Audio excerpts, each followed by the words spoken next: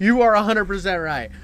Well, All right, welcome yeah. back, boys and girls. It's your boy Jeff and Ben with Haunted Router. Today we're going to be finishing. That's right, you heard me right. I know we've been stretching this out further than your mom was stretched when you came out of her slime hole. But we've been stretching this out. We are finishing it today. It's a big, massive episode, but we are going to end. I'm a guard stationed in a secret government prison. Now, I'll let Ben do a little round off of where we're at right now before we jump right in. In our last episode, it was revealed to us that there were a lot of suicide fights going on. No, we've lost some high earthquakes at this point. The warden is gone. Wu is gone. Figured out that Barnes is the most based person in the world. He is not Captain America. He is America. That's it. He just channels literally red, white, and blue fucking energy while he screams patriotic shit and kills stuff. Fucking awesome. But he would not last very long. He dropped in combat, and now Kente is now our new head of the Hammer, I believe. Yeah. I think that he's going to become the de facto leader there. At least that's my theory. But most importantly, at the end of the last episode, we started learning some really weird stuff about Sandhu. Oh yeah, Sandhu came back.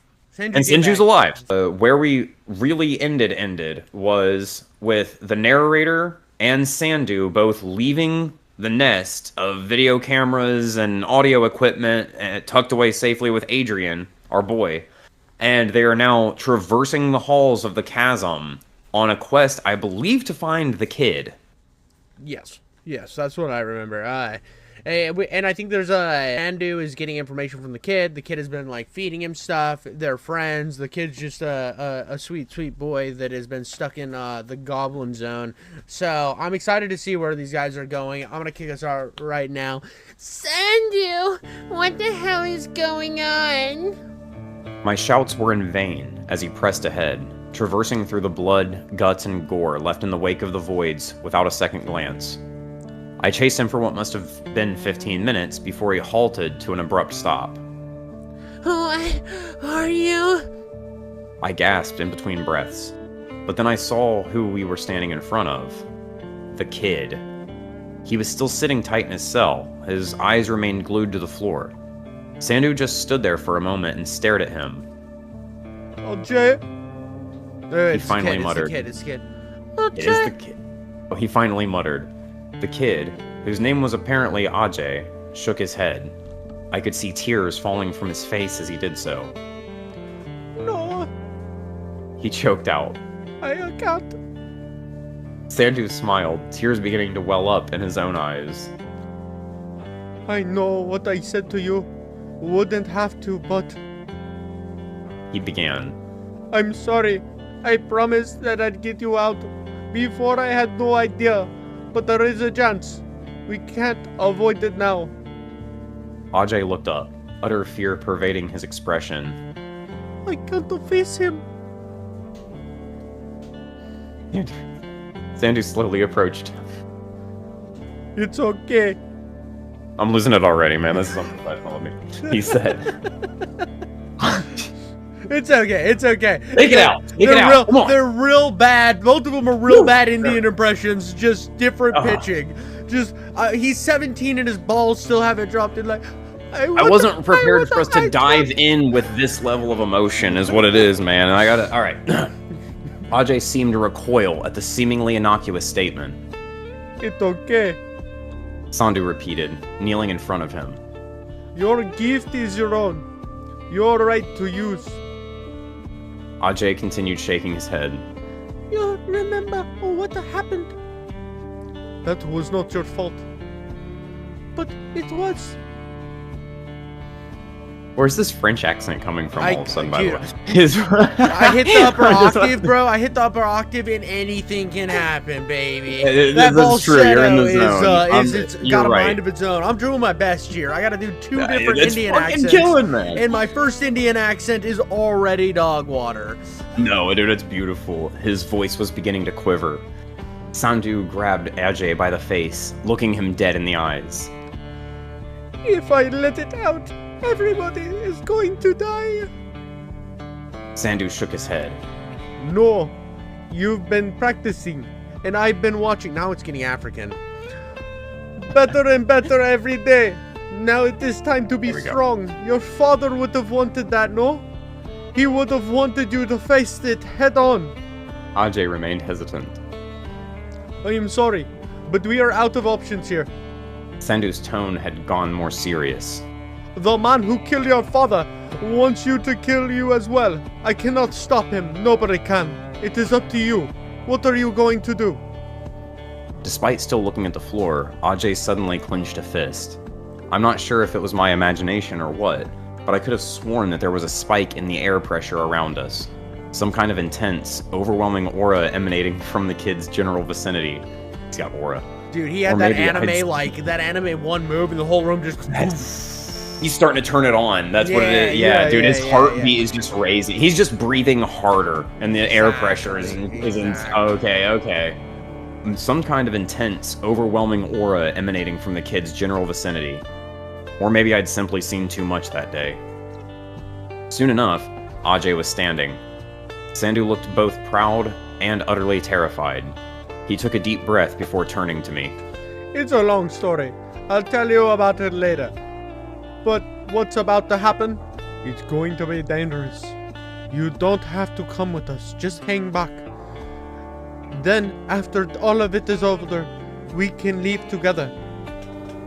It was a vague warning, and one that didn't fill me with the highest degree of confidence. I could have told you myself that things were about to get more dangerous. That much was obvious. I've been watching that danger unfold over the course of an entire day, but now I had a decision to make. Did I really want to be in the thick of it? Did it even matter? Truth be told, I'd been feeling the prospect of death looming over me ever since the first alarm sounded out. I didn't have too much time to think about it, though. Before I knew it, Ajay had taken off sprinting, a furious beat in his step. Sandhu hastily followed after, leaving me standing there with a million thoughts racing through my mind. I didn't want to be alone in that place, and I sure as hell didn't want to hang out with Adrian anymore. So I followed them. The kid was kind of running blindly, so Sandhu had to direct him towards where Senju was about to make his last stand against Kinte. I was more or less certain that nothing but a gruesome scene would be waiting for us. And I was right. Once we got there, Kale was still a pile of flesh and bones against the wall, while Hugo could still do nothing but lie still, his life undoubtedly hanging on by a thread. Along with them, Senju was flattened against the floor. Well, I'm fairly certain it was him. It looked like somebody had been run over by a steamroller. Oh my god, it's straight up, it's like Animaniacs. Yeah, that's what I was thinking. He's just like holding up a sign that says help. Yeah, dude. There's them-shaped cookie cutter holes all through the chasm walls and stuff. Dude. And shit. Exactly, dude. It's the ending of Who Framed Roger Rabbit. Yeah. Kale and Hugo looked both beyond sullen. Their faces wrought with bitter and painful defeat.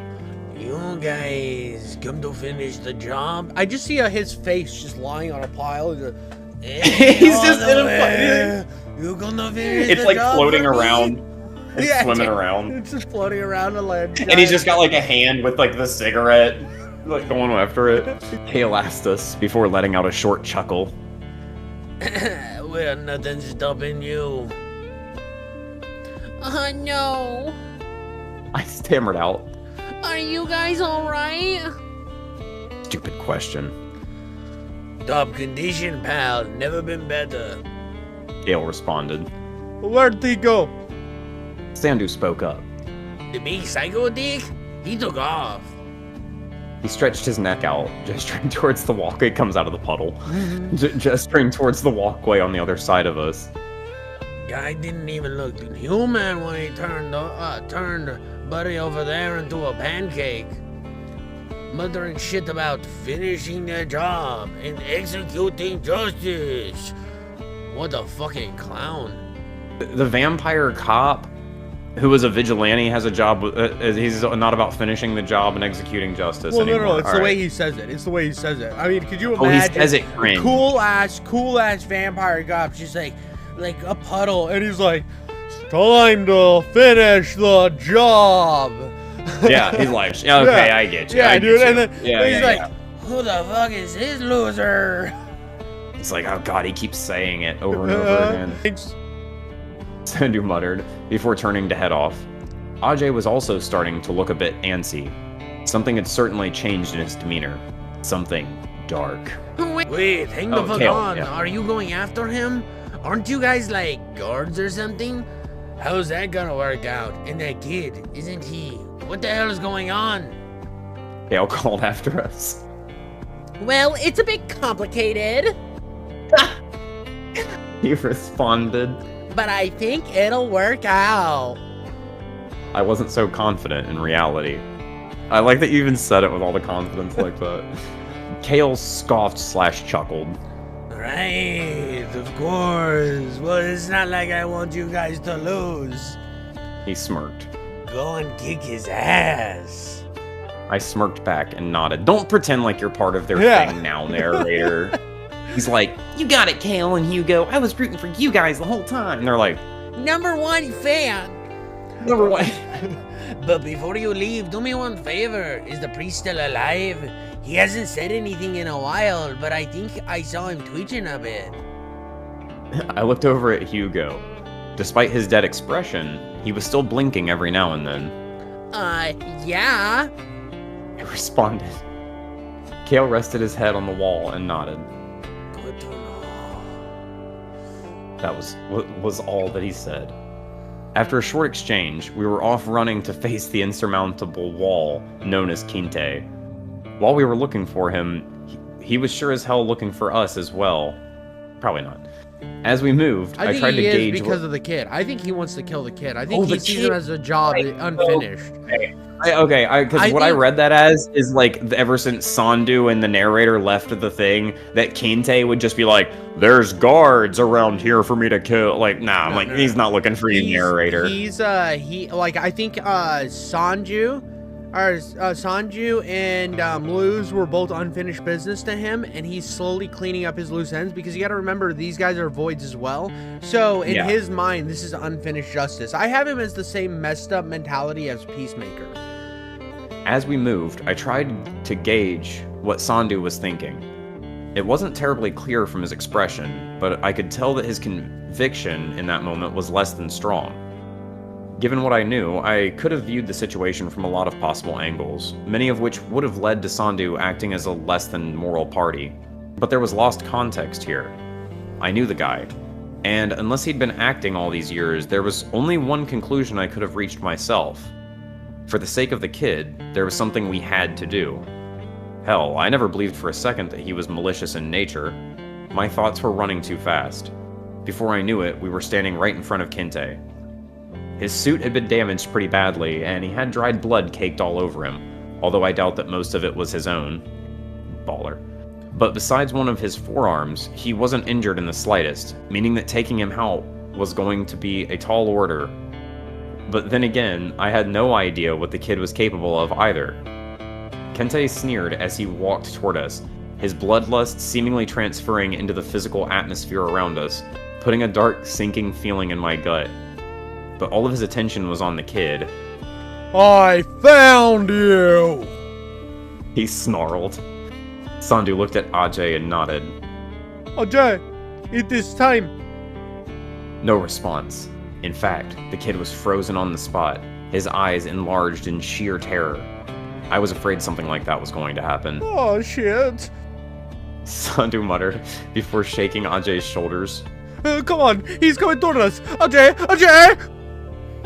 His voice was getting exponentially more desperate. In reality, his whole move was likely a big gamble. Nevertheless, it was a gamble he was definitely aware of beforehand. With their backs against the wall, Sandhu stood firm in his promise to protect the kid. He exhaled before shielding Ajay and getting himself ready for a valiant but futile stand against Kinte. You think I won't kill a guard if they stand in the way of justice? Kinte boomed. I love it. Sandhu scoffed. No, I think you'll kill just about anybody, you big fucking psycho. An oversized vein bulged in Kinte's neck. Veiny, we gotta get some veiny. We haven't had a penis touch, we need a little penis touch. Overpaid editor, put a vein counter in the corner, please. Oh, dude, it's like 470 by now. Every character's got a vein about to pop, dude. We're in aneurysm territory. Straight up aneurysm territory. It's being this low underground. That makes an oversized vein bulged in Kinte's neck as he tensed his arm, ready to deliver a head-shattering blow. At that moment, I was simply frozen. I knew that there was nothing I could do. However, as Kinte put one foot back in preparation for the strike, a dark, ghost-like hand wrapped itself around his calf before pulling him down and dragging him around. I looked over at the perpetrator, a nightmare-inducing entity resembling a distorted gorilla with bulky, oversized arms. It dragged Kinte around on the floor, slamming him through a gauntlet of rails and pillars in the process. The gorilla creature didn't have the upper hand for long, though. That's a fucking beautiful sentence.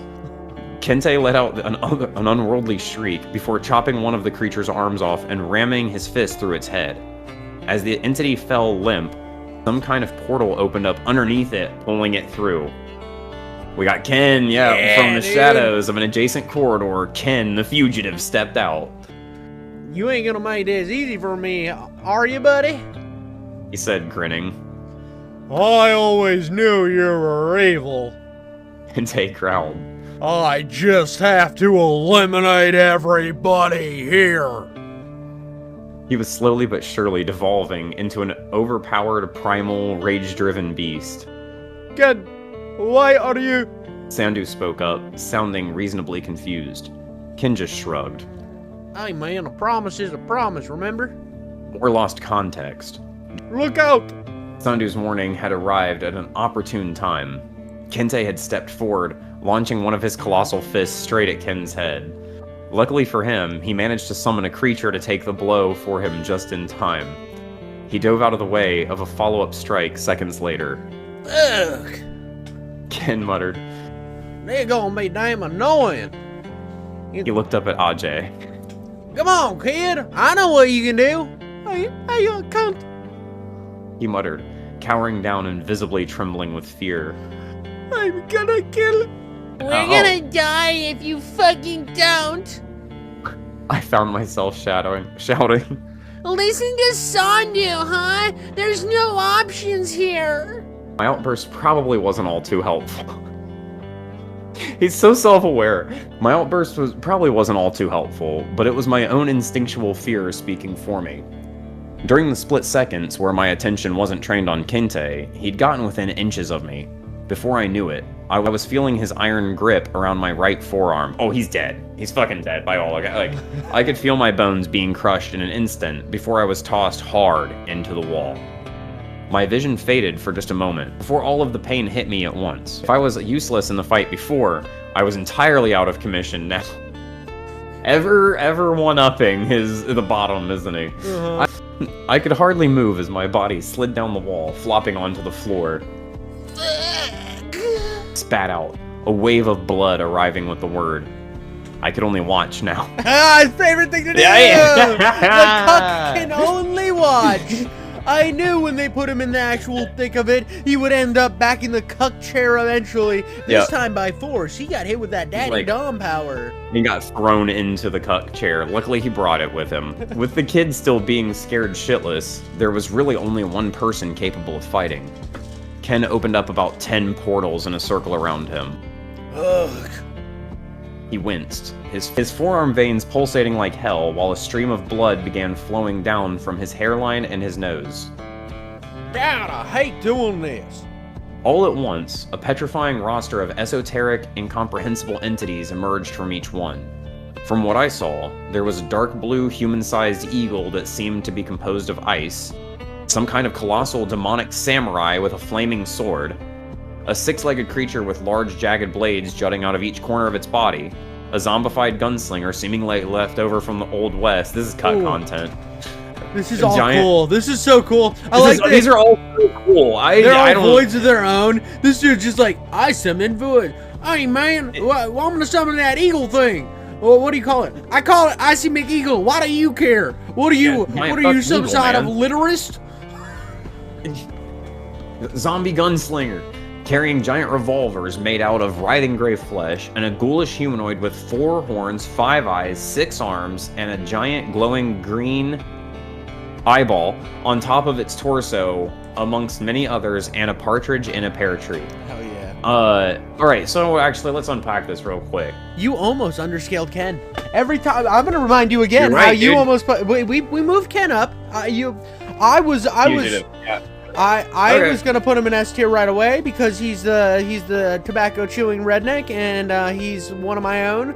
I was totally in that line. He had the great racist Jap line, which I thought was hilarious.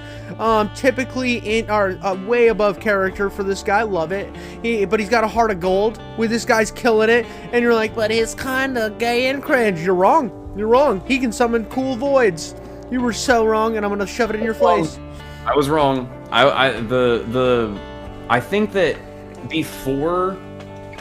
So I can defend my case a little bit though. So the narrator told us at the very beginning that Ken's only motive was escape, and that he makes portals, and that he's on the team of like the trusted ones that get to like kind of live amongst society and stuff like that. So I was like, that's a really bad, stupid thing to do for like the guy that just wants to escape, and if like the guards and everyone knows this about him, that's kind of dumb. But then we saw that he has a girlfriend down here, the French lady. Very cool. He knows Sandhu, he knows Ajay, and they have some sort of like hidden relationship. There are like, so what I'm getting actually from this, and I get the feeling that some of these characters could leave if they wanted to. Yeah, no, I think so too. I think so too. To be fair to where I put him in my head, because it was so long ago that I listened to it, I thought he also had red and blue fists. I just merged those. I thought he was the red and blue fist guy. With Barnes, yeah. In my head, the racist Jap line, that was also Barnes, I'm pretty sure, because Ken is a Korean. No, he's the redneck. Ken's the redneck. Ken's the tobacco spitting redneck. And he, because Barnes was annoyed that he just kept quipping. Right. I think that's the thing, like, that's why when I said from the beginning, I've listened to this before, but it's been a long time, but there are so many damn characters in this that it's hard to, like, button down everybody, so going into this, I'm finding out all this information that I completely forgot about. I just remember there were cool fights. Yeah. But Ken won me over right away. Just, he's sitting there with his, like, clip-on spit cup, chilling around, dude. The guy's just got a vibe. He's got a vibe, dude. I like also that, like, the demonic samurai was kind of taken out of commission, man spider was taken kind of out of commission, undead Nazi was taken out of commission, chattering man was kind of taken out of commission. This guy just goes ahead and summons back up a demon samurai, a 6'11" creature with jagged blades, because he's kind of conflating it mentally with his girlfriend a little bit.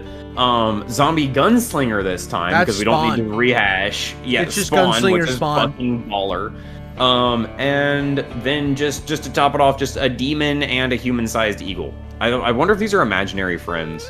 Dude, what if that's just like life is, he just like portals open all the time and he gets, because he seems like he doesn't like opening the portals.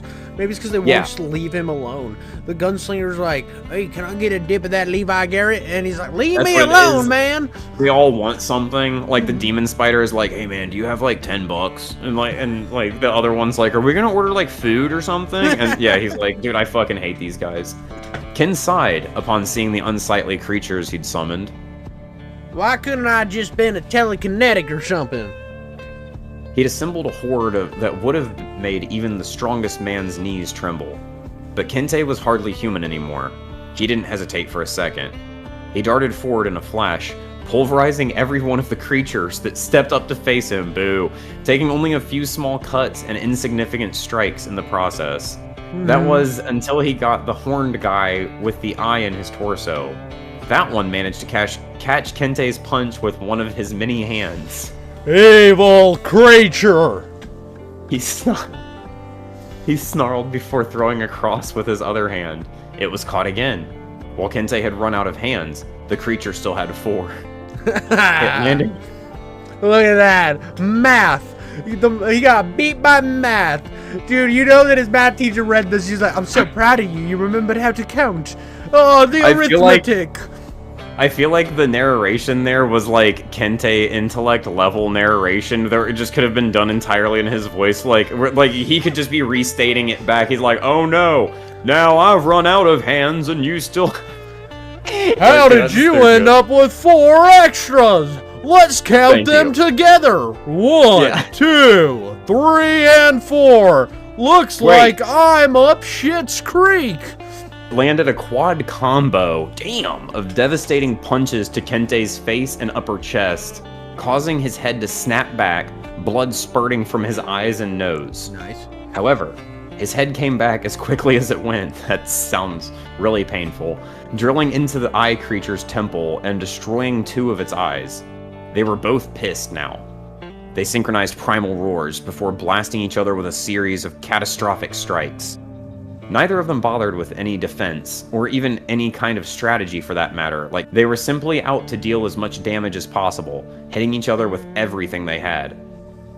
During the exchange, I began noticing something strange about Kente's appearance. He was taking a metric fuck ton of damage for sure, but the difference didn't only stem from his wounds. He was changing. His veins were beginning to squirm beneath his skin, fucking kill me. Almost like trapped snakes trying to burst out. He's like, I'll show you a trapped snake. It's a squiggly little guy. My wife calls it Slytherin. On top of the trapped snakes, he seemed to be getting bigger. In fact, he'd been getting bigger ever since he fought Wu. I just hadn't quite grasped until that point.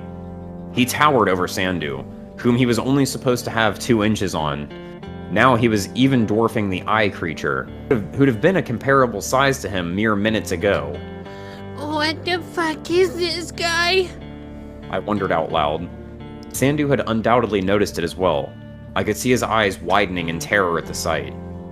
The creature lowered its head before rushing at Kente horn first.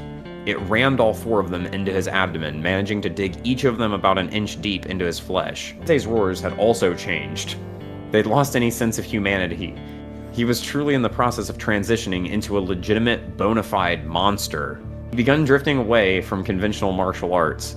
He stuck his fingers out, thrusting 2 of them into the creature's eyes before gouging them out in bloody, slimy mess. Without giving him an inch, he followed up by sinking his teeth into the creature's chest, tearing out chunks of pulsating green flesh.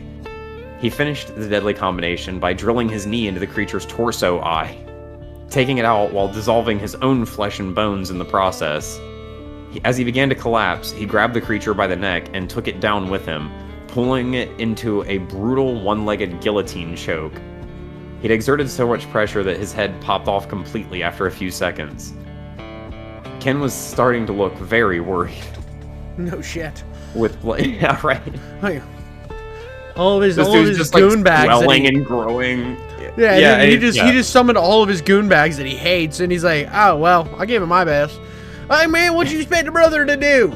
Hey man, I gave you all my portal demons. What the fuck you want from me, dog? Like, you know, please somebody give me a PBR so I can go home and have sweet sex with my French maiden.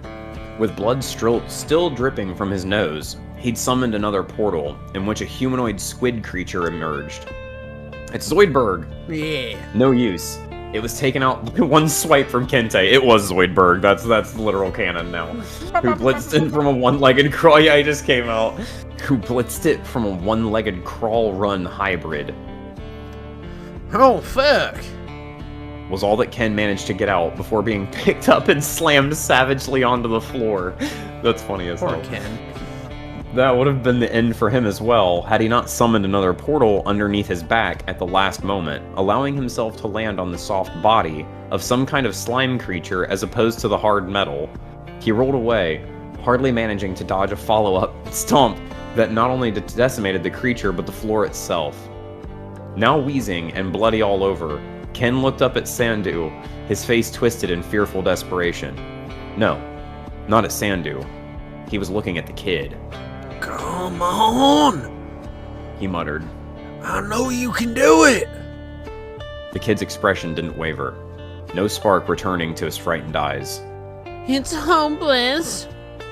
I thought to myself. Do your memories really flash before your eyes when you think you're about to die? Well, some of them do. The ones worth remembering. An attempt to justify the way that you lived, the decisions that you've made. You've come to one daunting realization. You were there, in the midst of the mystery known as life itself. And now, it was all about to fade. This is getting so Disco Elysium. I know. Like, it's crazy. This is where the writer gets me back, is he'll have like these speeches or like these moments of just beautiful clarity where he's I do know how to write, you bastards. I know you're making fun of me on the other side. You have to remember that I have some talent here. I just wanted to write a knockdown, drag off UFC monster story, and it's supposed to be fun. Stop criticizing me. He goes from like running monster chest punch, cool air pressure, chain gun, Gatling explosion veins, to you've come to one daunting realization. You were there, in the midst of the mystery known as life itself, and now it was all about to fade. That's beautiful. Dude, just wait. Just get to the next line. Oh, this is all so good. As another tear began rolling down the kid's cheek, I could feel one rolling down my own. Ken sighed. I know you're scared, but we don't have any time here. Please. Sandhu put his hand up, stopping Ken mid-sentence.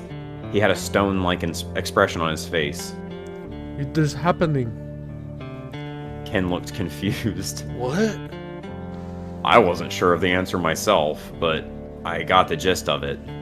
Ajay's body was beginning to visibly vibrate. Oh, he must be a king with the ladies. Yeah. He's gonna be, man. Hey, get Ajay over here! We need that guy with the vibrator! The human vibrator! Into the man. Or something to that effect of vibrating. It started out slow enough, but seemed to intensify drastically with every passing second. Before long, his body had become a dark, formless, stationary blur. From within that blur, two sharp, burning red eyes surfaced. And then I could feel the floor begin to tremble around me. Ooh. Demon! The demon kid! Dude, Internet of J is getting pissed, bro. Okay. We don't have the kid on here, do we? I don't know if we did put the kid on there. I'm thinking A. I don't know. I was also thinking A as well. So, I don't think he deserves S because he's so whiny. He's such a whiny, like, oh, like, he killed their entire family, brud. Like, dude, you need to walk out there and be like, what up, blood? I'm gonna take your butt cheeks and I'm gonna slap them together 472 times with my vibration power, and you're gonna explode from, it's gonna be like you eating hot chili with, like, acid in it. He might be 17 years old and a kid and stuff like that, but he lives in one of the hardest places in the known world. With the hardest guards and stuff like that. Even if they're not mean to him and they kind of vibe with him and stuff like that, there's no way that they're all, like, nice to him and stuff like that. Yeah. Like, I would think probably not. I'll go with A. Well, and on top of that, the only other reason he keeps from us is, like, what you're saying with the, like, how, like, tell me, I'm sure you know, there's no way in the world a kid just cocked full of testosterone living in a prison isn't going to be a little bit hyphy. Like, and he has no hyphiness, and that to me kind of pulls him out to where he's all like, I'm scared. Yeah, I don't want you and stuff like that. Like, dude, there's no way, man. I kind of get it. It works for the character, but it won't put him in S tier because he's got no spine. He's spineless. Yeah. So we have too many, like, not the inner monologuing. I don't mind that at all. That's really cool and well done and poetic for the most part and stuff like that. But there seems to be, like, a lot of, like, really long seconds of conversation between stuff while they're, like, being beaten to death. Like, Ken has been on the floor, like, with this foot about to, like, cave his skull in for, like, and the whole time he's like, please, kid, there's gotta be time. What, Sandhu? Oh, it's happening? What do you mean? You need to watch more anime. And it's like the whole, it's all anime. I've given it a pass a long time ago because of how anime this story is, and that just makes sense. Yeah. If you encapsulate this as the creepypasta, like, anime thing that it is, it makes sense. It's very much that we need to take a, like, it's Vegeta lying on the ground like, Kakarot, you must beat Frieza. Like, and it's like, didn't you die? And he's like, I don't know if I can beat Frieza. Kakarot, quit being a bitch. and it's like, like it's just like this. You're a bitch, freeze. Yeah, I get you. You know what I mean? And they just keep going, and you're like, aren't you dying? Make sure to give my child my love, Kakarot. And you're like, okay, dude, I get it. Like but it's like the anime nature of it, and I think again that's why this works so well, because if it didn't have that, there'd be times where you start taking it too seriously, because he does go into like well written stuff, and as good as it is, it also takes you to, oh, is this a serious story? No. This is Spider-Man. Gotcha. This is human. You have spider to explain. Yeah, you have to explain a lot of the anime conventions and stuff like that to me. I'm not versed in anime like whatsoever. So when that type of stuff comes up, you have to be the one to guide me through it. All you need to know about anime is Naruto is the worst thing ever made. That'll make everybody happy that I just said that. That's a winner. And like, there's too much One Piece. I don't know enough about anime to say that, but not enough. No, there's not. Not enough One Piece. One Piece. Okay. Okay. The One Piece is real. Damn it! I will stand and die by my boy Luffy. That's the anime that got me into anime. Like a few years ago, my brother-in-law was like watching it at my house while they were staying there, and I was like, "What's this garbage?" I was like, "Dragon Ball Z? Is this Dragon Ball Z?" And he was like, "No. What? Why? How is it? What? How could this be Dragon Ball Z?" I'm like, "I don't know, dude. This is some nerd stuff." And I started watching it with them, and I got into it, and ever since I've watched a ton more. I got you. I'll give you a little bit of Nat 1 lore, though. So, I was just a peaceful child living amongst my Magic the Gathering planeswalking community at the village known as the local game store, before one day the horrendous foreign hordes of the One Piece trading card game came over the horizon. They killed my family, they took all of my friends, and they raided the village of everything, and they left me there in the ashes with terrible fucking hat sets and detective sets and things like that, while they took off everyone to go play the big boob lady card game. And so I can never forgive them.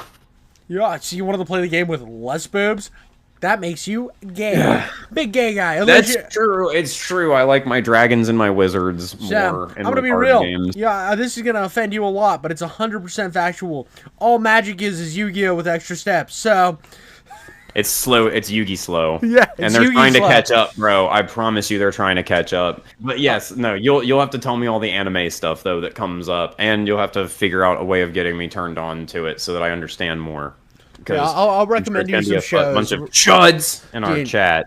You just need to start with Berserk. It's actually really uplifting. You'll like it. I got to the point where he gets his guts pushed in, and that's where I stopped. Oh, like the beginning. Yeah. Or did you make that because his name is Guts? Oh yeah, no, he definitely gets molested. Oh, that's what I mean. Yeah, it's rough, dude. It doesn't get any more lighthearted. It is rough. But I'll start us off on part 9, baby. Let's do it, man. Shit. It was the only word that I could muster out upon encountering the incomprehensible pressure that had just filled the space around me. The kid wasn't himself anymore. I was starting to understand. It wasn't his own power that he had a hard time trying to control. It was something residing inside of him. As his metamorphosis continued, he'd become only about a head shorter than Kente. His form was also fluid, while remaining solid at the same time, so Losquid.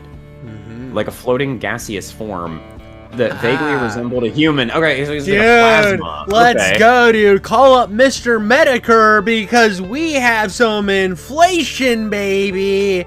Let's get that air hose. We got a big gassy alpha right here. When this big gassy alpha has to fight the Calamity, the other big, and it just results in 2 gas clouds fighting, I am going to fucking lift out of this chair and go through the ceiling. Dude, I might turn into a giant gas cloud myself. We'll see. Betting money, if there's any fan art of this at all, there's just one Indian kid that's like this round, and he's like, I guess I might need to fight. You know somebody drew that. Time to do this. Time to kill. Afterwards, his original dark gray color quickly began morphing into a blinding golden light. After about 5 seconds, his dynamic body finally settled on a concrete form. There was only one word I could use to describe it. A warrior. Am I reading this? Yep, that's his you. Tall and lean with thick, flowing hair that extended down to his shoulders, he held the lance, seemingly composed of sheer light, along with a complementary shield. He had armor on, a bit minimally, just chest, shoulder padding, along with a pair of knee-length shorts. The potential origin of such an entity was lost on me. The presence of it seemed to invoke a sense of awe, danger, and beauty all at once. Surprisingly, Kente began to smile at the sight of Ajay's transformed state, a bloody ear-to-ear grin devoid of any humanity at all. Looks like the evil's finally come out, he bellowed before bolting at him. Ajay's warrior form managed to counter all of Kente's initial attacks before delivering a brutal sequence of his own. Is he an angel? I think so. You think he turned into an angel? I think Dude, so. That's fucking It's very cool. He slashed Kente across the stomach, creating a deep gash before impaling him through the torso and smashing him through a metal side beam. Still, I couldn't get too excited. The whole situation seemed oddly familiar. Kente encounters an enemy initially more formidable than himself and gets beat down at first, only to end up massacring them in the end, regenerating nearly instantly while also getting bigger and stronger in the process. Incredible Hulk. We were going up against rapid evolution, which was one of the worst powers you could possibly hope for in an opponent. That's me, dude. Every time I get into a street fight, and I'm like, if this guy has rapid evolution, like, I'm just gonna call it quits. Like, that's so unfair. What happens with me is I'm actually the rapid evolution. I get completely You're the naked. worst. I get completely naked right away, and I get more fat and disgusting the more we fight. So it's just like, by the time I'm about to lose, you think I'm just a slime goblin. I look like I crawled out of Jabba the Hutt's butthole, and I'm just slim blobbing my way through the fight. Gross maxing. Exactly, I'm gross maxing. In any case, it seemed if Ajay was intent on finishing the job early, which was really the only option here. He took his lance and swung it with inhuman speed, slashing Kente more times than I could possibly count. It was a gruesome sight as blood gushed out from every inch of his body, staining the metal beneath him red. Just go for the head, that's all you had to do. AJ went for another stab, but this time Kente managed to deflect the blow and close the distance between them. Gaia! He screamed. He was wrong. Ajay took his palm and rammed it into Kente's neck, causing him to spit out what looked like a gallon more blood. Damn. Just... Yeah, dude. Ajay then took the butt end of his lance and drilled it into the side of Kente's cheek, puncturing it all the way through. Fuck! I muttered at the gruesome sight. Of course, Sandhu didn't seem too surprised. He'd seen this before? Okay, what? No you didn't. Well, I mean, they're talking about how they all, like, so Ken and Sandhu both seem to already know, what this kid is capable of, remember? Okay, yeah. I'm just thinking, like, of the unprecedented nature of all these voids fighting, and then the, like, to the narrator and to us, with the sheer lack of surprise and amount of pre-existing beef between voids. Like, I get that they mean within the chasm. Like, now that I'm thinking about it, like, they've never gotten this beef resolved inside the chasm. This is supposed to be timeout. So... yeah, but at the end of the day, the only thing that mattered was getting rid of Kente right then and there. Ajay grabbed his lance and pulled it down, creating a massive gash down Kente's cheek down to his jaw, ripping through his gums and breaking teeth in the process. But even that wasn't enough. Kente howled like a maniac and managed to grab Ajay's neck, ripping a good chunk of his flesh out. Ajay reeled, but was still able to thrust the lance straight through Kente's torso once again. Still not enough. Kente swiped at Ajay's head, twisting it around completely. At that moment, I was sure that he was dead. He just punched his head the wrong way. Yeah, dude, he Beetlejuiced his head. Nice fucking model! Dude. But that moment, this is Rock'em Sock'em Robots. But Sandhu didn't seem all too worried yet. Another blinding flash of light burst from Ajay's body before he seemingly morphed again, taking on a new form entirely. The second phase. This time, he resembled an archer atop an armored horse, still with the golden aura surrounding him. Awesome. Yeah, this is awesome. He's just different boss fights. Yep. I remembered something. Each void had an official description assigned to it for database purposes. Most of them were a few paragraphs long, save for Ajay's. His was short and vague, containing only one short phrase: the warrior's spirit. I never knew what to make of it before, but I was starting to understand now. Ajay directed a flurry of arrows at Kente, sticking him with about 6 of them. However, that form was also quickly obliterated as Kente dragged him down from the horse and stomped his head like a watermelon. Another flash of light. This time I closed my eyes. Upon the death of one form, he began cycling through others, manifesting into various warriors from throughout history. A hulking, powerful Viking, a skilled, relentless Zulu soldier, a fast, unyielding samurai, etc. With each transformation, he dealt Kente more and more damage. But that was the problem. Kente just kept getting stronger as a result, and Ajay couldn't seem to finish the job. After 5 cycles, Kente was bordering on the size of a house. With his veins resembling steel pipes. Dude, I don't know, you've probably seen that picture of the Hulk. I didn't read a lot of Hulk comics, but you saw the one where he's like coming out of the warehouse. It's like, everybody's seen that picture where the Hulk's so big that he's the size of a building. I'm just picturing John Wayne that size. And I'm John Wayne in a mech suit that size. I almost picture him naked at this point, dude. I feel like the suit has been like beaten off of him, and now he's just like raw justice. Exactly. He's just this giant naked man plowing through a building. He picked up another of Ajay's warrior forms by the neck and began taunting him. Oh, I thought it said weapons when I just glanced over it. Okay, this actually sounds better now. I know evil, I've seen it, and I'll never lose to it. Based. Using a single arm, he lifted him up and slammed him into the ground. Years of destruction and rebirth, forced evolution, surviving the abyss that lies before death over and over again until enlightenment is forced onto you. To the uninitiated ear, that might have sounded like the ramblings of a madman, but to me, it yielded a daunting realization. Sandhu recognized it as well. I could see the horror in his eyes. Throughout history, humans have done too many cruel things to each other to possibly count. And for what reason? Well, that list is unending. But even amongst the dark sea of bloodshed, warfare, and torture, there's one brutal practice that stands out from the rest. The true origins of it are a mystery, both in date and location. Some believe it was developed by the Aztecs, some by the Spartans, Mongols, Ming Dynasty, Roman legionnaires, Nazi Germany. Some even claim that some modern militaries still made use of this practice. The only thing that we know for sure was that it existed, and it sounded horrific.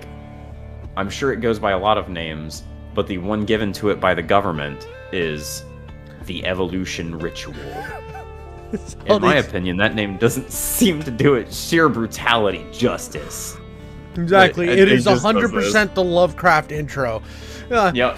By the way, your mind cannot handle it. You just can't handle the sheer audacity of this monster. By the way, it's a giant squid monster that likes to pick up small anime girls and put things in its vagina. And you're like, whoa, Lovecraft. Did I say something about racist again? No, you're just being like creepy now. Oh, that's fine. Wait till the next chapter. It's coming. Next chapter is where I get racist. That's the fun chapter. Yeah, that's really scary shit. Also, like, it's super secret, nobody knows anything about it, but it was used by every major government, and they have to know things about it to use it, right? Mm-hmm. Okay. There's one guy at the DMV that's like, oh no, yeah, the evolution ritual. Control-Alt-Delete, Control-Alt-Delete. True to form, the only person that doesn't know anything about it is the reader and the narrator, but he's about to clean that up for us. I'll try to paint a picture for us. Imagine an empty, medium-sized concrete room, devoid of any windows, illuminated only by a few dim light bulbs above, just like the Aztecs had. Fill that room with about 25 to 50 men. Oh, here we go. Specifically selected due to their exceptional combat prowess, fighters, soldiers, mercenaries, etc. Now seal off all exits and inform the subjects that only the last man standing will be afforded the right to leave. Leave them to fight to the death. Conduct hundreds or however many base, dude. at once. Dude, Christian would sweep up in these, dude. We need to take internet lolcows and do this, and whoever the last lolcow standing wins, bro. Bro, I get all of the money of all of the other lolcows. Dude, I honestly think that it's gonna be a pretty good fight. We're gonna have Christian versus Boogie2988, and they're just gonna fat off. We conduct this hundreds or however many of these death matches at once. Ooh. At once? Yeah, dude. Okay. Doesn't make any sense, but we're just gonna keep going. Yeah, okay. Next, divide the winners into smaller groups and repeat the process until only the last men amongst hundreds or possibly thousands are left. Next, seal those men off into a dark confined space. Oh, this is getting greater. Dude. So they have hundreds and hundreds of these rooms filled with hundreds of men, or 20 to 50 men, and then they condense it down to where it's like one room, and they're like, you can't eat or drink. They've wasted 999 rooms that they had constructed specifically for this purpose in a day, and at the same time killed off their entire elite military. Yes.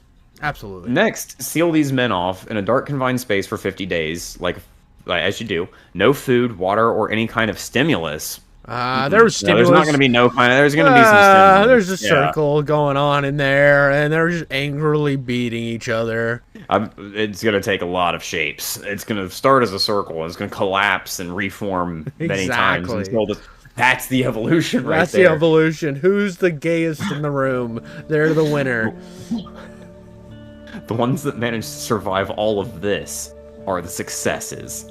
The conjecture went as follows. If an individual's mind and body managed to endure such a torturous gauntlet, they would have eclipsed some kind of threshold, undergone some type of rapid evolution. These were the men with exceptional latent potential. Not latent anymore. The ones who possess something more than conventional strength and willpower. Under such drastic circumstances, their minds will have tapped into a reserve of power beyond human physical and mental limitations. I'm gleaning over some details, of course. We just got like the longest thing ever. Oh yeah, dude. And then 50 days. Did I mention that they also had to make out with each other for 47 hours, 6 minutes? That's what I was about to say. Like, you want I should go into the body fluids? Yeah, you want I should go into that? How many pounds in kilograms were the body fluids? I got it for you, pal. We know those numbers. By the way, I'm skipping some details. It goes back to me where I'm like, there's so many voids, and they're so badly controlled, and they're controlled by other voids, and I'm like, the government has to just be making voids somewhere. And then he literally gets to the point where it's like, yeah, we're making voids in basements. Like, that's what we're doing. Okay, so this is the gist of it. It sounded like bullshit science to me, but hey, what the fuck do I really know at this point? I learned about the existence of this ritual following an internal breach of information that was even classified for us. We also learned that sometime after World War II, a unit of soldiers and intelligence officers came across the aftermath of one of these rituals in a large, remote, and decrepit building somewhere in the Thar Desert, after the White House received some kind of obscure message containing a pair of coordinates. Inside, there were upwards of 1,100 human skeletons, all scattered throughout various rooms in the structure. Ooh. The strangest part?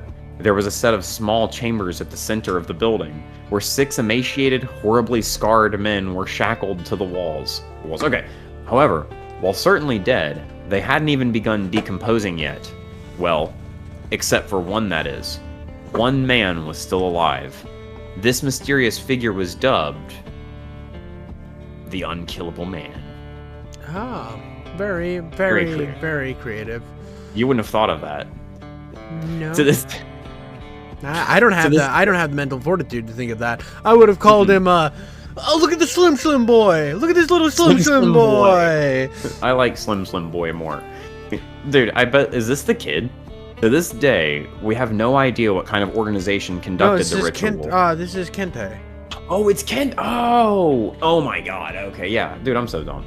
What kind of organization conducted the ritual or sent the coordinates? And the biggest question, why? I'm getting off topic here though. We also couldn't figure out who this mysterious unkillable man might be, and although it was by no means definitive, we now had a clue. Before Ajay could get another word out, Kente killed him again. By this point, I'd regained some movement in my limbs, which allowed me to crawl over to Ken and Sandhu, who was now certainly looking worried.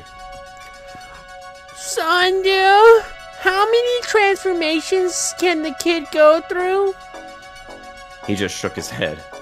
It looked as if he knew the answer, but didn't want to say it.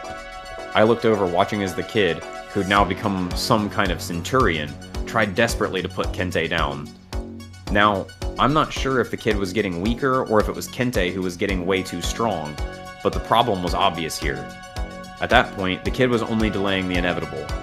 Something else needed to happen soon, or we were done for. I know what happens when you get pushed to the limit. What he's really scared of is... If that happens, I didn't want it to happen. I thought this was going to be enough. Don't like the sound of that. Ken muttered. Kente killed the centurion by strangling it. This time the kid transformed into a hulking Templar knight. I could see Sandhu visibly gulp. That is it. He said. This is the form he takes before everything goes to shit. Yeah, you got If it. Kente takes kills, this is one of them. God, I fucked up. A lot of typos in this one, by the way, folks. At that point, Kente had become so durable that the kid's attacks hardly fazed him. Yet, he didn't even attempt to stand down. I suppose that was the so-called warrior spirit, fighting even in the face of impossible odds. At the same time, all he could really do was watch. But before the two could engage in their penultimate clash, we could hear whistling from just behind them. Everybody turned at once, seeing Nasser casually strolling towards us. Whoa, how did you get so big? I don't know what accent I gave him. I'm going with the, like, oddly maybe Middle Eastern. He's such a minor character, that's totally fine. He said, his eyes wide in awe. Have you become evil as well? Kente growled. Nasser put his hands up in a defensive gesture. I'm here just to have fun to be gay. What does that mean? Almost like an answer to his question, we could hear a set of booming footsteps approaching. From behind Kente, a colossal figure was barreling toward us. The Titan had arrived, and from the way that Nasser was grinning, I could only assume he was the one that released it. As primal logic would dictate, the Titan went after the biggest guy in the area. Kente, who was now around the same size as the Titan, crouched into a defensive position. I won't let you! He was cut short by an abrupt headbutt. For such a big thing, the Titan was disturbingly fast. Their exchange was short, but utterly brutal. The Titan slashed at Kente's chest, tearing a large gash through it. Kente strikes the Titan's jaw, dislocating it. The Titan rips off Kente's left trapezius muscle. Ooh. Fuck you. Kente gouges all of the Titan's eyes out. The Titan crushes Kente's right hand while swinging blindly. Kente drills his fist into the Titan's crotch area, demolishing its goods. Got a dick punched off, boys. It's dick, it's wiener. In a fit of blind rage, the Schmeatless Titan grabs Kente's head and slams it into the wall, planting it deep, before dragging it along and tearing it through the metal like butter. Kente grabs the Titan's head from behind and drags it down hard, causing the bones from its neck to snap, piercing through its flesh. I could have sworn Kente had grown 3 feet from that exchange alone. 3 feet when you're that big? That's like not even. Yeah, that's right. not even like worth explaining. That it's just the veins are growing even bigger. As he tossed the Titan aside, he looked back at us. Half of his face now torn to the skull. Damn. Nasser looked like he was about to pass out from excitement. Fuck yeah! He shouted, jumping up and down. That was fucking awesome! Kente silenced him with one punch, essentially vaporizing him. There wasn't much hope before, but there was even less now. Sandhu's warning had been vague, but I was doubtful it was any kind of exaggeration. The kid readied his sword. A vain effort, considering the fact that he was about to go down. And then we were all screwed. Or so I thought. Why wasn't he helping out the Titan? The Titan. Well, had you bought can't us. have the cool fight. Like you have I to, guess. you gotta isolate the fights. Again, this is anime. Like multiple people fighting at the same time. No. We gotta pull to a different camera now. We are on camera 2. Camera 1, you forget about that. That is memory hold. Ignore it. Ignore it. It doesn't exist. This is the fight that's going on. He's like, if you watch like the back of like in like karate movies and stuff like that, where like the henchmen are just like weaving back and forth and like looking at each other, waiting for their turn to charge in. Exactly. But he's just like praying because he's the Templar. He's I mean, it's literally every Bruce Lee movie ever, where he fights one guy and all the other guys are slowly approaching one at a time. The Titan had bought us was about to prove more than valuable. As Kente prepared a blow that would have likely finished the kid on the spot, a stream of projectiles hit his face, causing him to flinch just slightly. I turned to face who'd done it, and to my surprise, it was Bella. For one reason or another, the bloody painter was back. Yo! Kente roared. Ken was happy to see her, of course. You came back! He began, before his face dropped. Now you're gonna die. You have a faith in me, don't you? I wouldn't be here if I didn't have a plan. A plan? Kale suddenly appeared behind her. Well, I guess you can call it a plan. Didn't have much time to put it together, though. Oh, dude, they're teaming up. It's the rest of the Voids versus fucking Thanos. In any case, we were hardly in a position to protest. Kente barreled past the kid, nearly foaming at the mouth as he rushed Bella with overwhelming killing intent on his face. I'd like to say that Bella looked unfazed herself, but that was far from the truth. She narrowly dodged his tackle, hardly looking calm and collected in the process. Kale attacked Kente from behind, attempting to sink his teeth into the skin. His fangs broke immediately on contact. Oh, fuck this, he said before being tossed into a wall. However, he'd managed to distract Kente long enough for Bella to make a move, running to an adjacent intersecting hall and looking down it. Oh shit, she said, before looking back at us. Distract him! 30 seconds, that all is all I need. You had like an hour, Bella. 30 seconds might as well have been an hour. Before Kente could rush back towards Bella, Ken stepped forward, forming a couple of portals on the ground in which 2 crocodile-like creatures emerged from. They were destroyed in 4 seconds. The kid went after Kente next, which posed another problem. Oh no! Don't let Adrian near him! Kale groaned, pulling himself back up. Well, alright. He jumped in between Kente and the kid, pushing the latter backwards, before blocking a punch from the former with his arm. That arm was obliterated as he was launched back once again, but he managed to buy about 3 more seconds while doing so.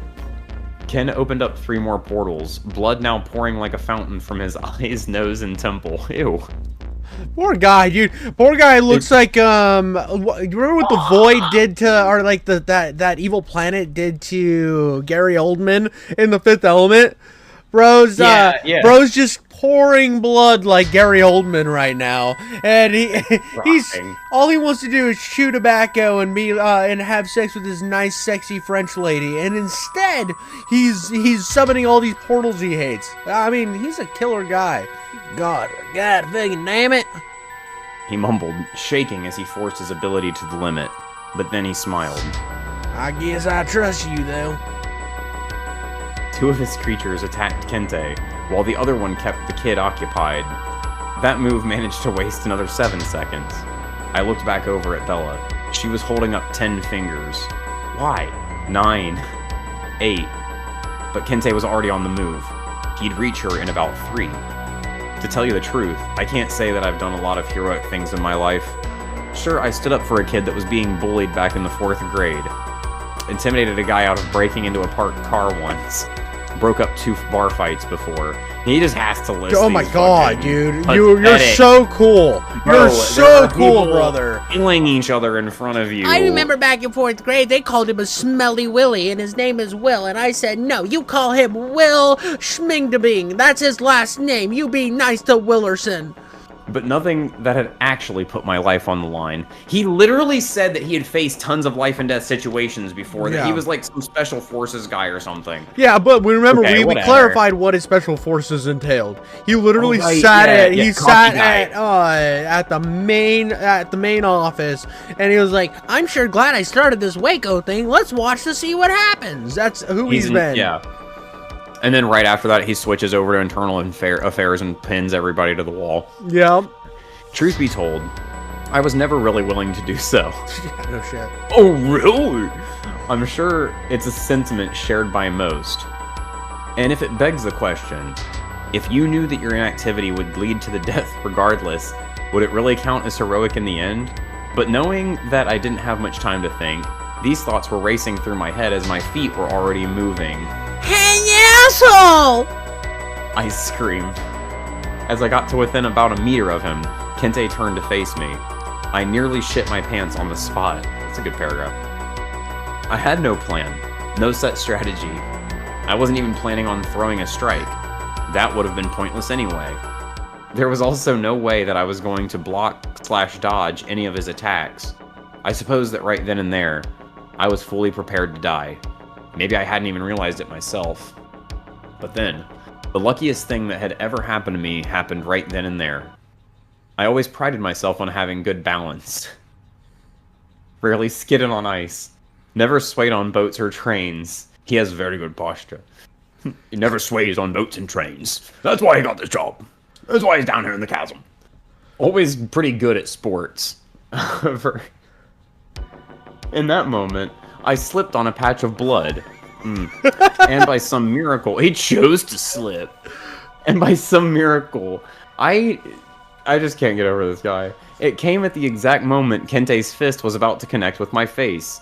Instead of my skull being pulverized, his knuckle only grazed the side of my cheek, ripping a large gash through it as he did so. So he's got to have like the cut, like yeah. the cool guy, yeah. The cool guy cut. I love that he's like, "Hey, asshole!" and then just slips. No. It's hey, asshole.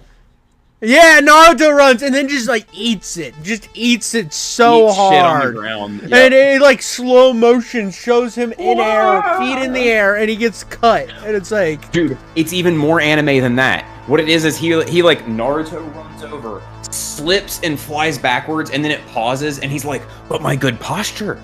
All those times I never swayed on the train, on the boat." Exactly. Dude, hell yes. Sure, it hurt like hell. Just leave it. And I wasn't going to be talking to any girls for a while. That is literally the only thing you have going for you, buddy.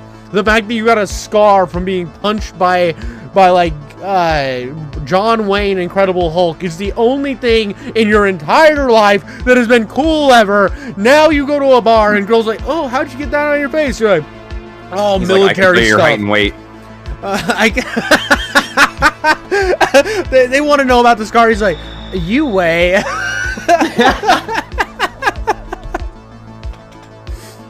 Bella shot another stream of blades at the back of Kente's head, turning his attention away from me.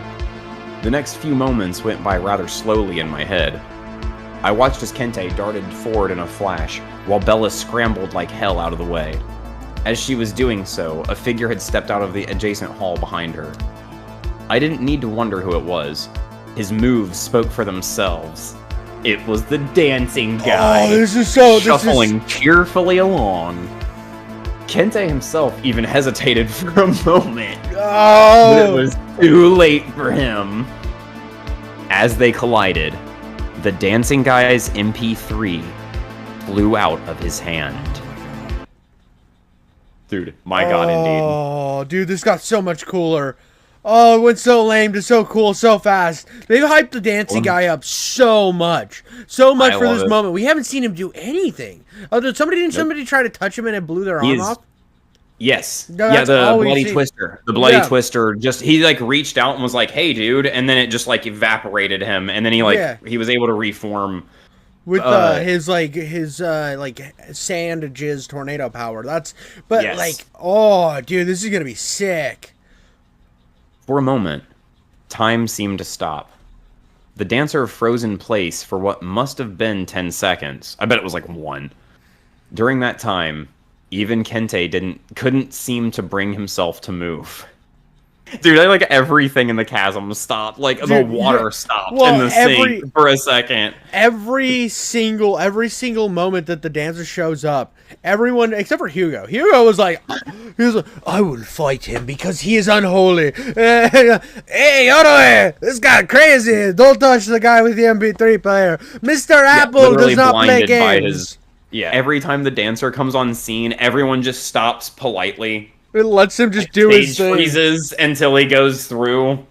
And every time they go back to it's the funniest thing ever because I just feel everybody get uncomfortable. Just he's the scariest thing in this entire story. Is the guy who's dressed? Oh, what is it like? He's like a Slovakian bouncer, bro. He's dressed He looks like he was straight out of Grand Theft Auto 4, and he was like, there we go. Just getting it. Mm-hmm. That's what I mean. You can just barely hear it coming out of his headphones as he's going by, and everyone's so quiet. You could hear a pin drop. If you wanna get down on the ground, cocaine. Okay, all right, he's fucking going. All right. It was the calm before the storm. For a split second, the dancer's expression contorted into something that I'll likely never be able to get out of my head. It was an indescribable look of sheer otherworldly rage. I blinked once, and when my eyes opened back up, I was met with a wall of red mist and flying limbs. One of Kente's oversized arms even flew at me, nearly dislocating my shoulder as it did so. The man that we'd previously deemed an immovable, insurmountable wall had been demolished in less than a second. Now dripping in blood, the dancer strolled over to his fallen music player and plugged it back in. All of us watched in stunned silence as he shuffled off and out of sight towards the opposite hall. Kale was the first one to speak up afterwards. I'll be honest, I was 99% sure that wasn't going to work. Bella let out a laugh of half relief, half disbelief. I looked over at the kid, who was still in his night form. However, he looked confused, almost as if his reason for existing had suddenly vanished. Soon enough, he reverted back to his original human state. Ajay fell to his knees, coughing up blood between sobs. Sandhu quickly rushed over in order to tend to him. Is everything done? I thought to myself. Save for Clint, the hammer was dead. So were all of the voids, except for the dancer and the still contained Calamity. I guess it's over then. That was a ballsy man. I looked over to see Kale grinning at me. Running at Kente like that? Fucking hell. I don't believe this part of the story. I do because Kente, Kale has only seen this guy twice. Like, he's seen him around the jail or whatever, but his 2 interactions was like, this stupid little weak guard's gonna go fight? Hey, good on you, cabron. And then that is true, because Kale is very likable, but I feel like the narrator wants so bad to have a spotlight moment that Kale is like announcing, like, hey, by the way, everyone, nameless guard right here is pretty cool. I don't think he announced it. I think he walked over and like tapped on the back. He's like, oh, hey, okay. Fucking ballsy. And all he's thinking is like, you slipped like a fucking retard. Oh, then he's trolling him. I think he's building him up because he knows he needs that reassurance that his slip. He was like, we saw you slip, bro. We saw you slip, but you saved the day, so good job, I guess. You never talk down to a red shirt. Yeah. You always hype up the nameless guard. Mm-hmm. He's hyping him up because he knows he's worthless and he'll run in again and get in the way. Yeah. He's perfect. He's like, I'll die for you now, Kale. Yeah. I let out a slight chuckle, hardly able to believe it myself. Yeah, I guess. How's Hugo? Kale shrugged. Yeah, some things can't be helped. I think I gave him a good send-off, though. In the meantime, Bella was talking to Ken. I'd help you out, but... She said. wiping some of the blood off of his face, which was entirely covered with it. I don't know what to do here. Yeah, it's more journal plain. Kinda looks badass though, don't it? It looks gross, actually. They both laughed. That was great. What you did there? He said, Let's call it lucky. Thank you for trusting me, though. Thanks for coming back. I really appreciate. Oh, shut up. You guilt-tripped me into coming, you asshole. before he could speak again, she pulled him in for a kiss. Aww. Oh yeah.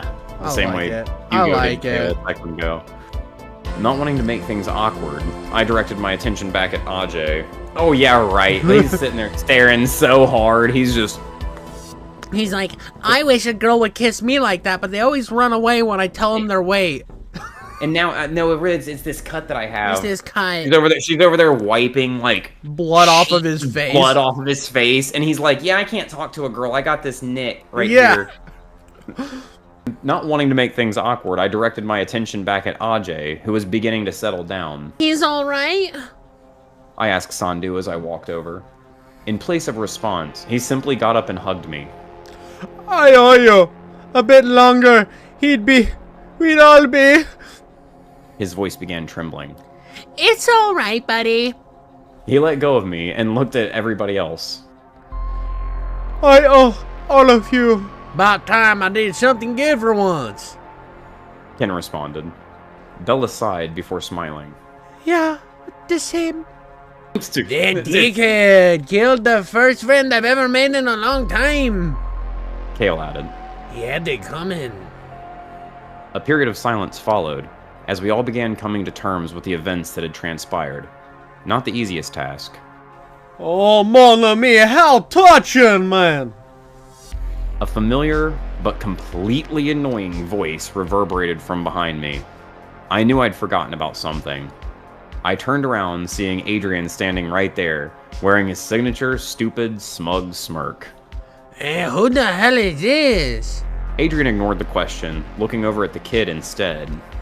That's a good ability you got over there. You know what it come in real handy. Oh no. I thought. Please don't say it. His grin grew wider. The evisceration matches. I love Adrian. I knew he was coming back. I like. He's so amazing, dude. He's so amazing. It sucked that Hugo's gone. It sucks Hugo's gone, but he really didn't have anything else to do. I think he's gone. I think he's gone. He said he gave him a good send off. I think he served his purpose. He was never going to change his ideals. So he didn't have any redeeming qualities to where he had redeeming qualities in the moments, but I think if it would have gone any longer, once he was done, he was going to go back to his mission. Okay. So as for a character that you need to keep, you need to kill him off. We picked up the romance arc between Bella and Ken. Yep. Which very cool. Dude, I told you, Ken's a winner. Right. I knew right. He's like super bought over. I've been actually convinced on so many of these characters over time. Like when he first throws them out there, I'm like trash. These are going to be so underwhelming. And then a lot of them have climbed. They've really climbed. He has an incredible way of doing that. And that's I think why this story is so popular on the internet. Is it's more than just your like crappy horror story. It's got this I don't even know how to like put it down in like a concise way, but it really unlike Jeff the Killer, like Jeff the Killer would sit there and it does the same type of like the same type of narrations he does here, but it really doesn't add anything. It doesn't build on anything, so it just ends up dying in the cringe. This I think like amplifies itself to where it's like, no, we know what we are. We want to have those big action movie moments. We're doing the MCU schlock, and we don't care. We don't care. It is 100%. Exactly. As Bella would say. Exactly. This is like that anime that your friend tells you is 1,000% worth your time, and you're watching, and you're like, it's cringe. These guys suck. And the further you get along, you're like, okay, I'm in it. I'm sold. I'm 100%. I love all these guys. It's hard to do a story with this many moving parts and this many characters, where you do like can paint a picture of them in your head, and you do enjoy them. That is true. And I mean, this has just been such a wild fucking ride, watching the alliances come together, all of the surprise moments, all of the anime stuff mixed with like the crazy poetic writing will come at you out of nowhere. Absolutely. All right, Jiff, are you ready to take us home, man? Final part. Wait, who's talking? How the hell did we get here? At that moment, it was all that I could think about. As fun as this has all been, and it certainly has, jeez. Adrian laughed to himself. I almost forgot what I came here for. This coke is deadly sometimes. There's no way in goddamn hell. Don't even fucking say it. Sandhu cut him off. Adrian raised a brow. Oh yeah? Is that so? Oh look, I get this whole goddamn protector role you're trying to play here. Commendable, really. And I'm sure the kid's been through a lot. His lips curled into a malicious grin. I've been through a lot as well. And you know what I learned? This kid's gonna fucking croak if he keeps hanging out with you. He's strong, sure, but he can get a lot stronger. You guys got lucky against Kente. It won't happen again. Every time, you don't want that, do ya? You literally want him to send him off to death fights on some godforsaken planet. What the fuck are you talking about? I interjected. Adrian groaned. Oh, why don't you shut the fuck up? Just shut the fuck up! Dude, Adrian's saying it for all of us, isn't he? As much as I hated to admit it, the sound of him raising his voice caused me to go quiet. There was a powerful aura surrounding him, like a switch in his demeanor that would flip instantly and aggressively. It's called come down. In all honesty, my will simply wasn't strong enough to challenge him any further. Out of everybody there, I was certainly the weakest. Look, Ken said, stepping forward. I have no idea where the hell you crawled out from, but we kind of just went through a lot just now trying to protect this kid. We're not gonna let him go just like that. Adrian clicked his tongue. I don't like to get my hands dirty, boy. He moved in a flash, rushing towards Sandhu with startling velocity. However, his strike was intercepted by Kale at the last moment. Yeah. Kale muttered, holding Adrian's fist back. How is this guy strong as hell? Adrian struggled for a moment before breaking Kale's wrist and slamming a palm into his jaw. He went back at Sandhu, but only to be stopped again by a stream of blades from Bella, shredding his right arm as he blocked it. Oh, why the hell you people so hung up over this kid anyway? Are you an idiot? What kind of question is that? Ken said, stepping forward.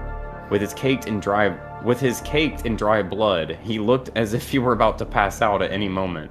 Still, he offered the challenge. Couldn't live with myself if I let a freak like you near him, he said before opening up another portal. This guy, one of my favorites. Glad he's still around for you. A massive skeleton with bits of charred flesh dangling off its oversized bones emerged from the portal. It revved up an equally oversized chainsaw before charging at Adrian. What the fuck? He barely got the words out before he was forced to evade certain decapitation. He bobbed and weaved away from the devastating blade before eventually taking a few nasty cuts. At the same time, Kale was back on his feet, giving Adrian further trouble on top of it all. Fuck! Bella soon joined in, forcing his back against the wall. Fuck! He spat, before leaping into the air and obliterating a good portion of the skeleton's skull with an elbow strike. Not enough. The skeleton grabbed him by the neck and thrashed him onto the floor. As he struggled to pull himself up, Kale swooped in and knocked him back down. About time to give up, don't you think? He grinned. Adrian spat out a good amount of blood. You really don't want that. He bolted up, drilling his head into Kale's chin, before launching himself headfirst at the skeleton's torso. I figured it out. He screamed. I just need to get rid of your fucking arms. He did just that, snapping both of the skeleton's elbows at the joints, causing it to drop the chainsaw. He was about to go in for the killing blow when a stream of Bella's shards hit one of his eyes, blinding him in it. You fucking bitch! He shouted. The skeleton capitalized on the momentary distraction, kicking him into a wall. Safe to say, things were not going Adrian's way. He looked up as Kale, Bella, and the skeleton began converging on him all at once. His expression still rife with concentrated rage. However, it didn't linger. Soon enough, he began smiling. Alright! Can't say they were a fair fight, but you got me. Damn, I thought I was tougher than this. He stood up, the grin still plastered across his face. I guess it's time for plan B. What the hell does that mean? Ken asked. Well, I'll give you a hint. You're not gonna like this. From his pocket, he pulled out some kind of clunky switch, wrapped in a mess of wires. I'm releasing a big boy, the calamity. That's what it was held behind the entire time? A clunky switch wrapped in a mess of wires? No, he's a hacker. Oh, that's right. Oh, okay, yeah. He's got he's got his own little device that he's... It's like the Joker, the little weird toggle toy switch that he has. I get you. The hairs on the back of my neck stood up. Kale began stepping forward, but Adrian held his hand out. Hey, boy, you know I ain't fast enough to give me this time.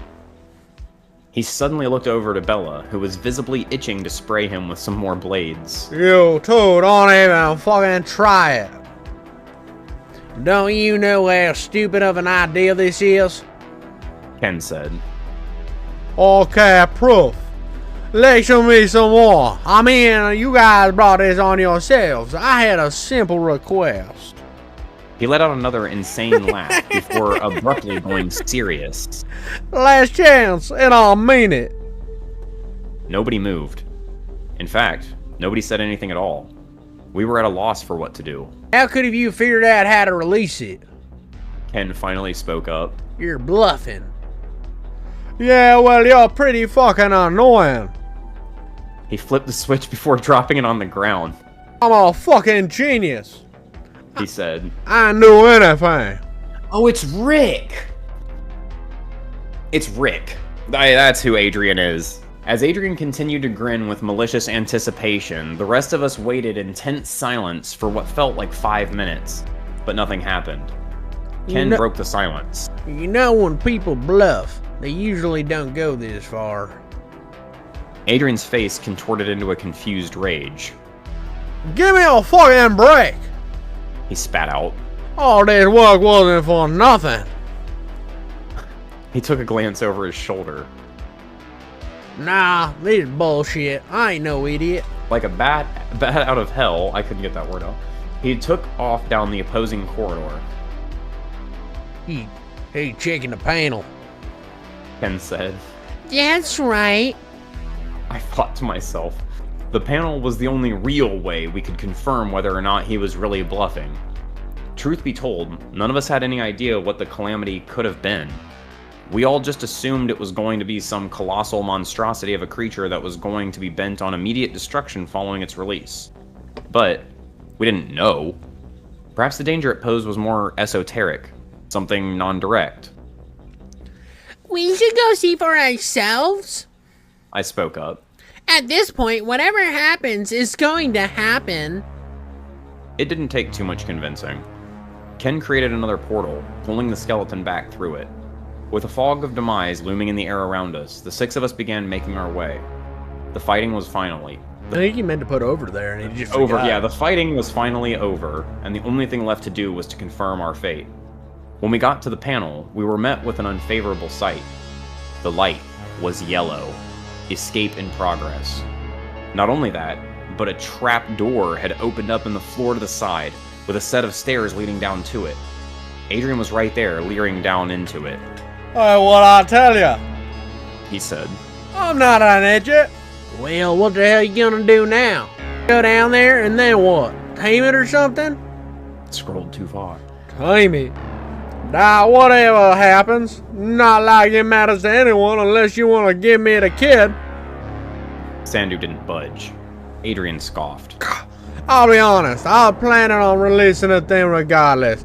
You just can't keep something like that, or something like this locked up, you know?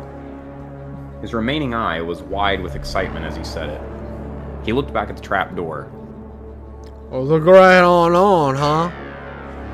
He muttered before bolting down the stairs. Should we be stopping him? Kale asked as Adrian disappeared into whatever abyss was waiting for him. I don't know. Ken responded. Would there have been a point? A long period of silence followed. It could have been an hour, maybe close to 2. But regardless of the time, nothing happened. No giant creature bursting out from the floor, no portal sucking us into hell. Well, one thing did change. The light on the panel turned from yellow to red. The calamity has escaped. But that happened a while ago. Adrian never even came up. Safe to say, we were at a loss for any kind of explanation. So what that now? Bella asked. Do we leave or? Feels weird leaving it like this, doesn't it? Kale responded. I guess. Don't really know where else to go from here, though. There's only one option. It was said. an instinctive outburst, something like I was hardly thinking about myself. What's that? I gestured towards the open door. We can all go down and see what happens ourselves. God, you're an idiot. I hate this He guy. wants to go watch. He wants to go watch, bro. The ultimate watch. Ken blinked a few times in disbelief. Boy, you fucked in the head. Was I? It was a fleeting thought. Aren't you curious I asked. about what they've been trying to contain this whole time? Ken laughed. Well, I never wanted to be here in the first place, so it really doesn't matter to me. But if you want to go, then make it quick. I'm sure this place won't be quiet for much longer. I stopped myself for a second. Is that what I really want? I thought to myself. I didn't really know. Yet, there was some kind of strange impulse driving me forward. Maybe there was never a calamity in the first place. What if it was just a scare tactic? That theory could have held some weight, but it didn't answer the question of what the hell had happened to Adrian. Oh, it exists for sure. A new voice came from behind us. We all turned around, already on edge from everything that had happened before. But it was Clint, still bloody and beaten from his bout with the warden. I told you they weren't dead. Yeah, what the fuck? Clint? Ken grinned at him. Jeez, you're still alive, and Nazir and I made a bet about whether or not you were gonna survive. Can't really collect on it now because he's dead, though. Yeah? How Clint much smiled did you back. put on me? Bet 600. God, I'm offended. Don't you have any faith in me, buddy? I know you're a high roller, at least in Vegas. You know it's great, you are all friends and all, but what the hell are you gonna do about the calamity? I'll tell you, but first you gotta tell me something. Who the hell opened up the door? This crazy fucking guy. Don't think you know him. I responded. And he's down there right now? I nodded. Clint's expression turned dead serious. God damn it. He muttered. Good. He drew a handgun from his belt and began rapidly descending the stairs. Nobody thought to shoot Adrian. The rest of us looked at each other in confusion before quickly following after him. It was a longer journey than I had anticipated. It really begged the question of why such a lengthy set of stairs was constructed in the first place. Once we got down there, we found ourselves in some kind of laboratory, with dusty monitors and haphazard stacks of documents strewn everywhere. At the very end of the lab was a metal door that was wide open. We could see Adrian standing inside the room that it led into. I couldn't really tell what he was doing at first. It kind of just looked like he was standing still. And then I realized, that's all he was doing. He paid no attention to us. He was simply staring ahead. Although, I couldn't quite see what he was staring at. At first, that is. Whatever you do not look inside the damn room! Clint shouted at us. He said it just a little bit too late. I don't know how I can describe what I was seeing. On the surface, it's simple. There was a monitor. Adrian was simply staring at a monitor. But what was on the monitor that was tougher to explain? An amalgamation of incomprehensible shapes and figures, shifting and moving in ways completely alien to human perception. But then, there were the colors. Colors I'd never seen before in my life. Colors that I'm pretty sure didn't exist. In that moment, I could feel my mind fading, my sense of self dissolving into the void. I was utterly transfixed on whatever the hell was on that monitor. I could feel some kind of strange pleasure overwhelming my senses, but at the same time, I was trying my absolute hardest to look away. My emotions were utterly conflicted, which only worsened the already perplexing situation. I eventually snapped out of it after some unknown duration. I remember jumping at the sounds of multiple gunshots before feeling a debilitating migraine and experiencing fleeting moments of blindness. I bent over in pain before blinking a few times and looking back up to see Clint carrying Adrian's limp, bullet-ridden body, with the door to the room now shut behind him. As soon as he was done with that, he pressed his back against the wall, eyes wide, and breathing heavily like a child who'd just seen a ghost. What the hell was that all about? And what the fuck is wrong with you? Ken asked him. I guess nobody else had gotten a glimpse of the monitor, because they wouldn't have been asking that. I understood why that thing was far more dangerous than anything in the prison could have ever been. It was truly bizarre. The pleasure I felt from watching it was an immediate high. As soon as I was taken away from the stimulus, I was hit with an immediate jarring low. Not like the come down that coincides with taking dopamine-releasing drugs. It was like, one moment, I felt like I understood something, and if that thing was letting me in on some kind of forbidden secret. But for the moments following, it felt as if my comprehension of the world had shattered entirely. As if my brain was trying hard to reject what I'd just learned, putting me in some kind of existential dread. At least, that's the best way I can put it. That was the calamity, wasn't it? I said, still mentally reeling from the experience. Clint looked at me and nodded. But what? I could barely get the question out, but Clint answered regardless. Some things don't have a simple answer. All that I know is that somewhere out there in the vast expanse above us, there is something that we were never meant to see, something that we cannot cross paths with. But if that's what's up there, then we shouldn't have to worry about it, right? What's with all this shit? And why the hell are we monitoring it? I asked. Clint sighed. Here's the thing. As we found out about its existence, it found out about ours. In a way, we're linked to it. Every second that human eye perceives that thing, it replicates that attention. If somebody looks at it for too long, then they're pretty much inviting it right over to us. I could hardly respond to this shit. I guess I should tell you. I should tell you all this part is. Oh, wait. I guess I should tell you all this part as well. He continued. It's already coming toward us. Best ETA puts it around 1900 years away. But after today, it's probably a lot closer now. He looked down at Adrian. This asshole's just shortened humanity's lifespan by a couple thousand years. And then he looked up at me. I saw you looking as well. He said. Luckily, I snapped you out of it before you went insane. You probably just cost us about 50 years as well. Okay? Kale spoke up. Not that I'm following any of this, but how are we stopping this thing from arriving? Clint let out a dry laugh. Ha ha ha. That's what they've been trying to figure out, why they built the fucking lab in the first place. It's funny though, all of their research probably just brought it closer. Huh. Oh, so that's the deal with the Calamity. Wanted to be my first guess. Yeah, pretty wacky shit. Clint said as he got up. Well, we better get the hell out of here. This place is about to be swarmed.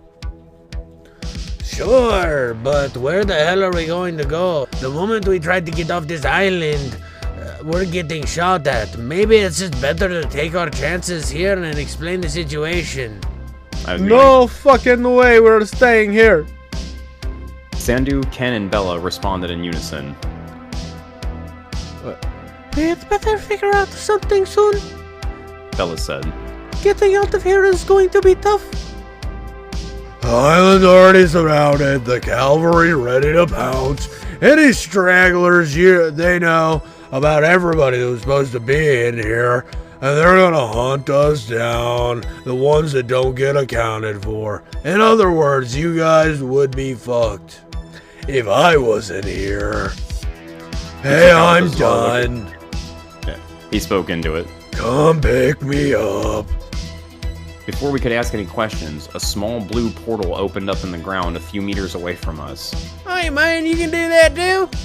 Huh. Ken said. Yes, sir. Clint responded. Well, there's no monsters coming out of this one. Moments later, a well-built man with a heavy mass of a beard who looked to be in his late 20s popped out. What the hell, Clint? Where's your fucking transporter? Warden broke it. The man laughed. Alright. How was that, by the way? What do you think, Pete? I almost died. I'm surprised you made it out at all. The warden's a tough bastard, and you got brought company, huh?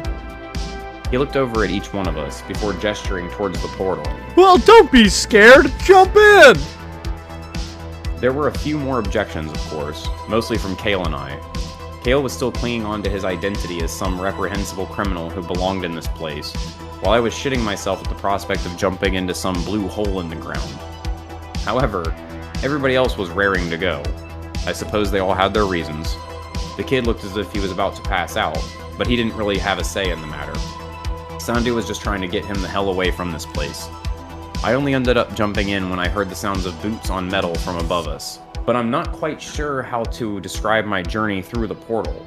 Disorienting, I guess? But at that point, my senses had become pretty dulled anyway. He got that cut on his cheek. We were transported to the... Yeah, and he's like shit himself and had like 20 heart attacks in a day, He did so dislocate his that's probably shoulder. mentally taxing. He got hit by another shoulder to dislocate That's his true. shoulder, dude. It was shoulder on shoulder violence.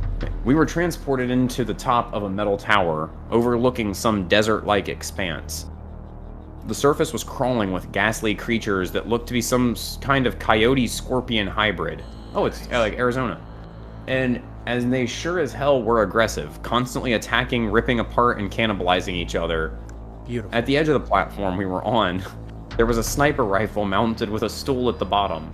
There were also plenty of empty boxes of snack cakes and beef jerky packets strewn across the floor. Why the hell are you hanging out in this dump? Clint asked him, looking disgusted at the sight below. Target practice. Pete responded. Remember the guy we were supposed to kill in Paradise X? Couldn't hit him for shit, and then I nearly got my dick chopped off. Hold on. Are you just not going to explain why the fuck we are here? Hale interrupted, sounding somewhat exasperated.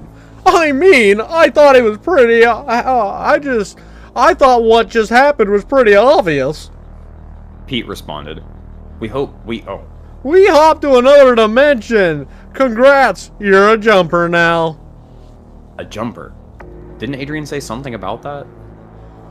So where are we gonna go next? Clint asked. Wait, what do you mean? Ken spoke up. Fly to another dimension? Clint nodded.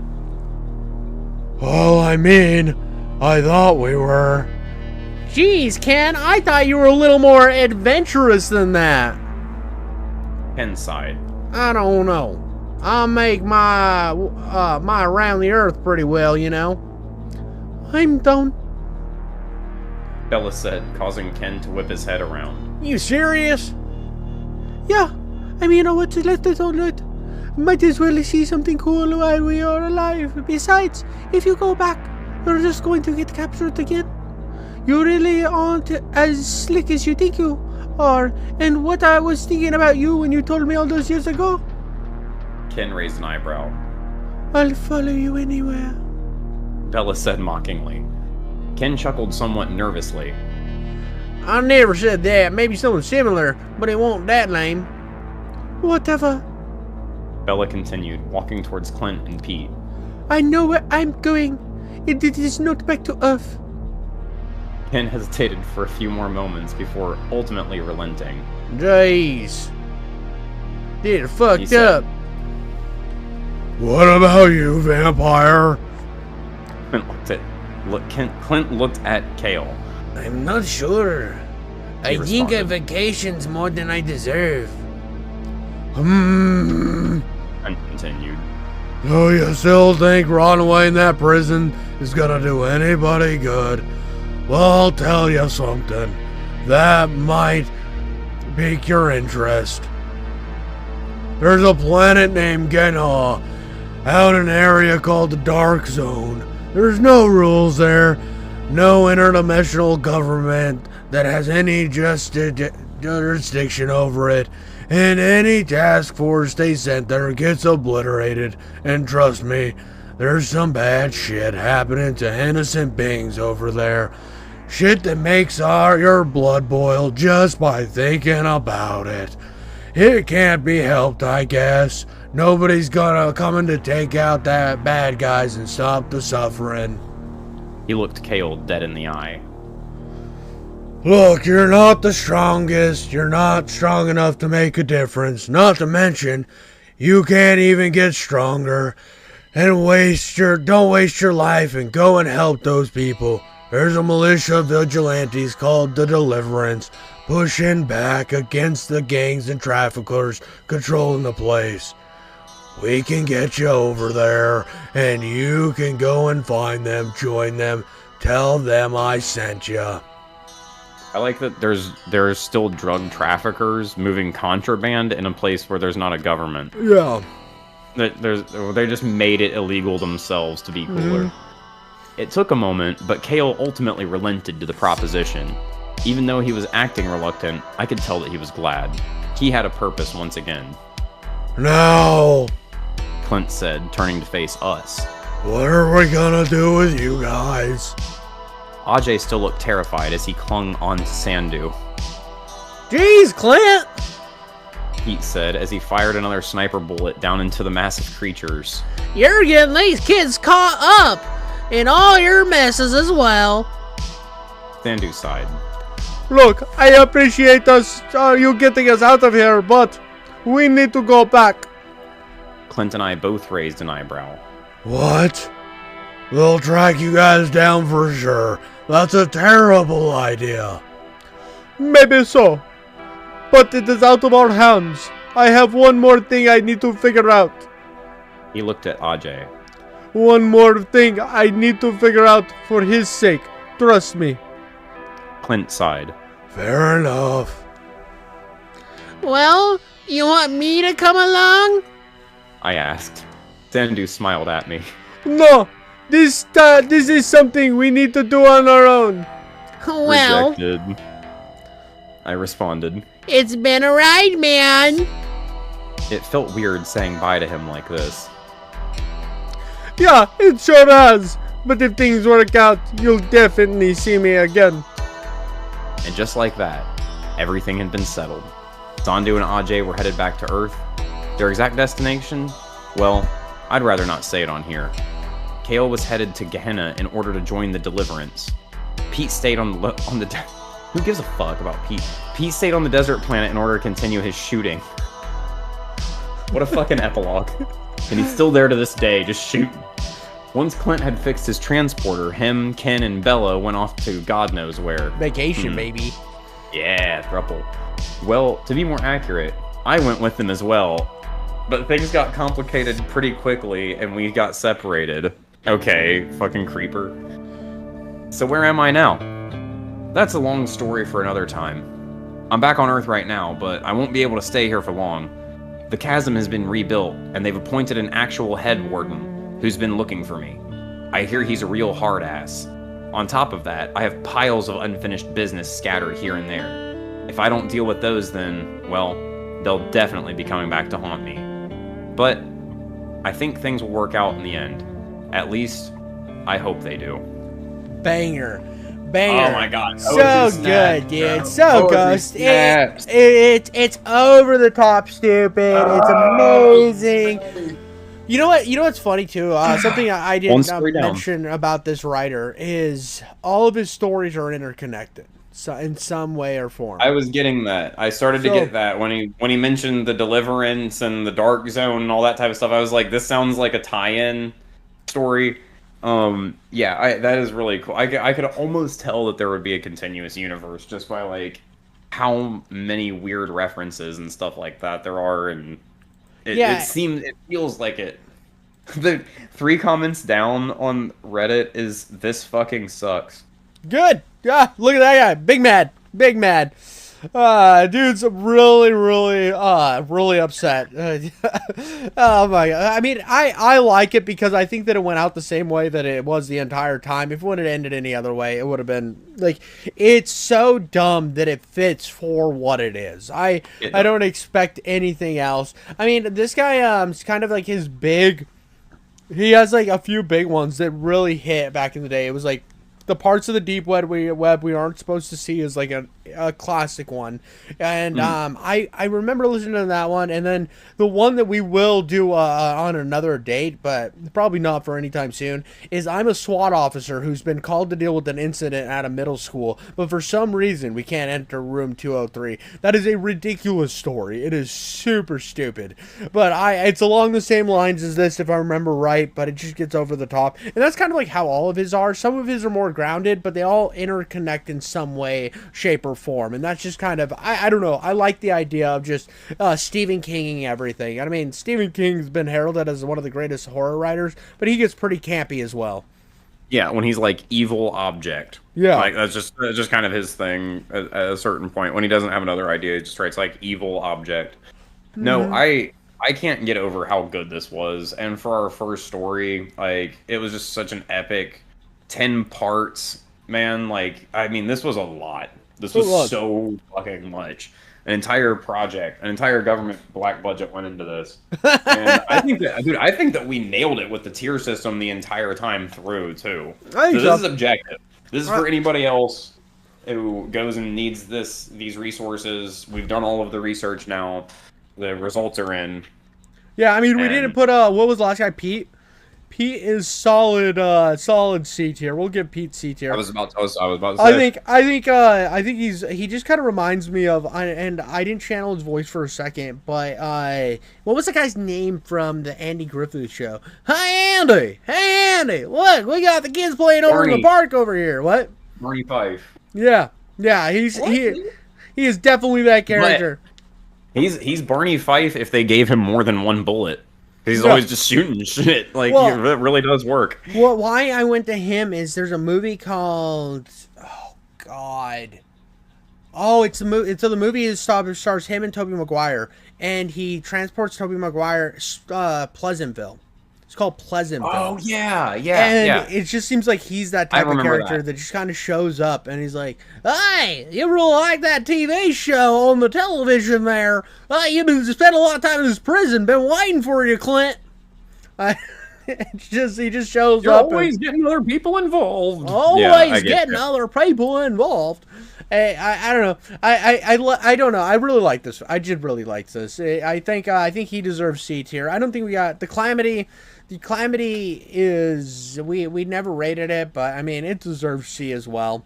Just because it's typical Lovecraft slop. It's See, I almost want to put an F, man. Well, I think it worked for what it was, and I like the way that that's how they dealt with Adrian. It wasn't Amaranth's farts. It was just a computer. That makes it cooler, and I think that gives it C tier because I like the idea of just a creepy computer. I remember the thing I hate the most about it. The thing I hate the most about it was not the nature of the Calamity. It's that they were like, if you look at it, it gets closer. Mm-hmm. So they have cameras on it. Yeah. No, they didn't have cameras on. Turn the fucking cameras off. They those cameras. That's why that. Monitor? So remember how they that was the only one they couldn't see into the room. It was all fuzzy, and all you could see was smoke. Mm-hmm. So what I think is they smoked the room out, and that's why that room, the like observation area was all dirty papers and abandoned because it kept making people go crazy. Oh, okay. Well, at least that's my headcanon. That's my headcanon, which made it cooler. Was just they that does make it cooler. They filled the room with smoke because they couldn't get rid of the cameras because by going in there you're screwed. So they just filled the room with smoke and then sealed it off.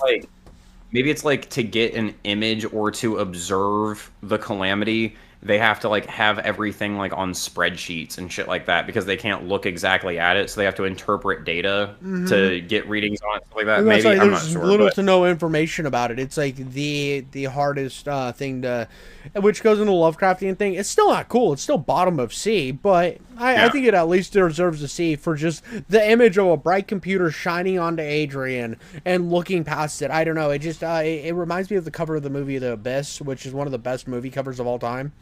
I don't know. I like the imagery that it pulled. But yeah, that was... We definitely got regular guy pinned to the wall, though. Clint had an amazing voice, and your characterization of him was awesome, but just regular guy Clint that was not so regular was like the twist. Yeah. That was like... By the way, terrible voice choice, because every time I do his voice, I would get lightheaded and about to pass out. And he had like these really long speeches at the end. Yeah, dude. My head was swimming for that entire ending. I was thinking, if he has another monologue, you're going to see my head hit my desk, and you're just going to see the stupid cats behind me. That will be the end narrator. I'd just leave it and go on. I'd just stay on here and just pull up a game or some shit while you were until you recovered. The podcast turns into Let's Play. I'm like, all right, well, that was Jiffy, everybody. Now we'll just turn it over to me. It's time to play Roblox. Got like a Zen stuck to your forehead off the desk. You're like, oh, exactly. I'm just covered in Copenhagen. Just absolutely glazed over in Copenhagen. Just ruined. I imagine that's everything underneath the line of the camera. Oh, I'm just mountains of packets. Dude, just endless cans of Copenhagen. That's what the chair you think is a chair. It's just it's actually that's all that rattling is when you're walking around. Yeah, exactly. Whenever the chair moves, you think it's because of my fat ass hurting the metal. No, it's because it's a chair. It's literally just the seat of a chair stacked on top of Copenhagen cans. And smashing through other Copenhagen cans. 100%. Well, that's all we got on this one, guys. Thank you so much for stopping by. Make sure to like and subscribe. Rate us on Spotify. Follow us on Twitter. Tell your grandma I had fun making out with her last week. And is there anything else you'd like to add, Ben? No, if you guys do enjoy this stuff and you get on and start pestering us on social medias, on our personal YouTube channels, and on the Haunted Router YouTube channel, then we may even be nice enough to drop a few hints at what's coming next for you guys. So make sure to interact with it. Yeah, I never know how to keep my mouth shut. I think I talked about this podcast like 3 weeks before it launched on a live stream. I have no ability to keep my excitement contained, especially when it's other people. I can just I just shut my brain off when somebody's like, "Hey, did you see this new thing that we just showed you that you're not supposed to talk about?" I'm like, "No, I didn't," because I will talk about it, and I don't want to be that guy. Well, to completely play our hand, it's because we don't actually have the plan yet, and I'm just trying to bait people to come interact with us while we scramble to pick something. And then we'll throw it at the wall at the last second. Dude. We're going to cut all this, right? Just cut me out of the entire thing. It's just Ben. It's just Ben and then a VTuber. But yeah, dude, that's what we both need to be. Is we both need to be unexpectedly VTubers Out of nowhere, dude. For one episode. Yeah. Exactly. And never explain why. And not All even right, like folks. our own VTubers. We have to rip off other people's VTubers. Yeah, we're taking other people's The VTubers. most famous ones out there, we'll just rip their models. But yeah, I think Yes. I think that's about all we got, and I think we can close it. Bye, everybody.